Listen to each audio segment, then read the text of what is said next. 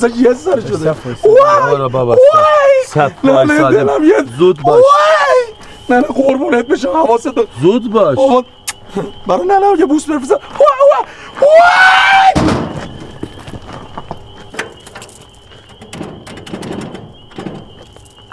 الو سلام عشقم خوبی؟ میگم از پشت تلفن میشه یکم ها کنی من اینجا سردمه. وای آقا حامد پتو بیارم براتون؟ آره پتو که بیاره عالی میشه، یعنی واقعا اینجا تا کمر تو برف یخ میزنم الان. یه چی هرگی داری شلر میای وسط سگ گرمای تابستون ما درز ما همه عرقه به خاطر یه دونه دوز دخترت اوا با هم نریز گیری. زرت و پرت نکن بیا برو عقب وایسه با عشقم دارم صحبت کنم. خفه شو. چی گفتی؟ بابام راست میگه که تو لیاقت منو نداری.